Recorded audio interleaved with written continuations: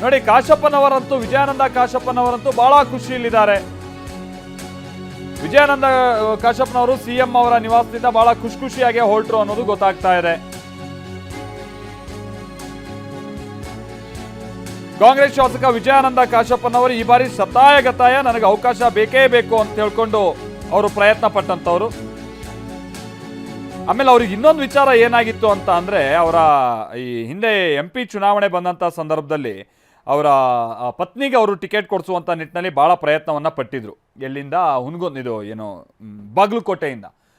But ಏನಾಯ್ತು ಅಂದ್ರೆ ಅವರಿಗೆ ಅವಕಾಶ ಸಿಕ್ಕಿಲ್ಲ. ಸೊ ಹಾಗಾಗಿ ಹತ್ತು ಕರೆದು ಅದೆಲ್ಲ ಒಂದು ಸ್ವಲ್ಪ ಸಮಸ್ಯೆ ಆದಂಥದ್ದೆಲ್ಲ ನೀವು ನೋಡಿದ್ರಿ. ಸೊ ಹಾಗಾಗಿ ವಿಜಯಾನಂದ ಕಾಶಪ್ಪನವರು ಈ ಸಲ ಸ್ವಲ್ಪ ಅಗ್ರೆಸಿವ್ ಆಗಿ ಅವರು ಟ್ರೈ ಮಾಡಿದ್ರು ಅವಕಾಶ ಸಿಗಬೇಕು ಅನ್ನುವಂಥ ನಿಟ್ಟಿನಲ್ಲಿ.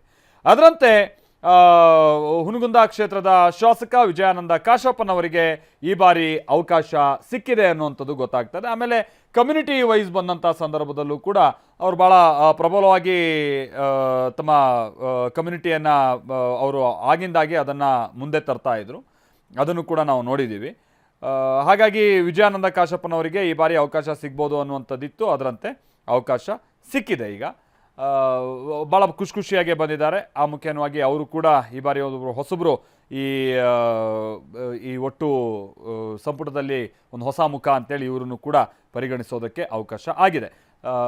ವಿಜಯಾನಂದ ಕಾಶಪ್ಪನವರು ಮುಖ್ಯಮಂತ್ರಿಗಳ ನಿವಾಸದಿಂದ ಭಾಳ ಖುಷಿಯಾಗಿ ಅವರು ಹೊರಗೆ ಬಂದರು ಅನ್ನುವಂಥದ್ದು ಗೊತ್ತಾಗ್ತಾ ಇದೆ. ಇನ್ನು ಬಾಲಕೃಷ್ಣ ಅವರಿಗೂ ಈ ಬಾರಿ ಸಂಪುಟದಲ್ಲಿ ಸ್ಥಾನ ಸಿಕ್ಕಿದೆ. ಅದಾದ ನಂತರದಲ್ಲಿ ಚಲುವರಾಯಸ್ವಾಮಿ ಅವರಿಗೂ ಕೂಡ ಅವಕಾಶ ಸಿಕ್ಕಿದೆ ಅನ್ನುವಂಥದ್ದು ಗೊತ್ತಾಗ್ತಾ ಇದೆ. ಬಟ್ ಭಾಳ ವಿಶೇಷ ಅಂತ ಅಂದರೆ, ಇಲ್ಲಿ ಮಂಡ್ಯದಿಂದ ಒಬ್ರಿಗೆ ಅವಕಾಶ ಸಿಗ್ಬೋದು. ಅದು ಚಲುವರಾಯಸ್ವಾಮಿಗೋ ಅಥವಾ ಬೇರೆ ಯಾರಿಗಾದ್ರೂ ಮಣೆ ಹಾಕ್ಬೋದು ಅನ್ನುವಂಥ ರೀತಿಯಾಗಿತ್ತು. ಬಟ್ ಇಲ್ಲ, ಚಲುವರಾಯಸ್ವಾಮಿ ಅವರಿಗೆ ಮಣೆ ಹಾಕಲಾಗಿದೆ. ಅದರ ಜೊತೆಗೇನೆ ನರೇಂದ್ರ ಸ್ವಾಮಿ ಅವರು, PM ನರೇಂದ್ರ ಸ್ವಾಮಿ ಅವರು ಕೂಡ ಬಹಳ ಲಾಬಿಯನ್ನ ಮಾಡ್ತಾ ಇದ್ದಂಥವ್ರು. ಸೊ ನರೇಂದ್ರ ಸ್ವಾಮಿಗೂ ಅವಕಾಶ ಕೊಡಲಾಗಿದೆ ಅನ್ನುವಂಥದ್ದು ತಿಳಿದು ಬರ್ತಾ ಇದೆ. ಅಲ್ಲಿಗೆ ಹಾಗಾದ್ರೆ ಮಂಡ್ಯದಿಂದ ಬಹುಶಃ ಇಬ್ಬರಿಗೆ ಈ ಬಾರಿ ಅವಕಾಶ ಕೊಡಲಾಗಿದೆ ಅಂತ ಕಾಣಿಸುತ್ತೆ. PM ನರೇಂದ್ರ ಸ್ವಾಮಿ ಅವರಿಗೆ ಇನ್ ಕೇಸ್ ಸಿಕ್ಕಿದ್ರೆ, ಅವಕಾಶ ಸಿಕ್ಕಿದ್ರೆ. ಯಾಕಂತಾರೆ ಆನೇಕಲ್ ಶಿವಣ್ಣ ಅವರು, ಅದಾದ ನಂತರದಲ್ಲಿ ನರೇಂದ್ರ ಸ್ವಾಮಿ ಅವರು ಕಮ್ಯುನಿಟಿ ವೈಸ್ ವಿಚಾರ ಬಂದಂಥ ಸಂದರ್ಭದಲ್ಲಿ ಬಹಳ ಪ್ರಯತ್ನ ಇದ್ರು.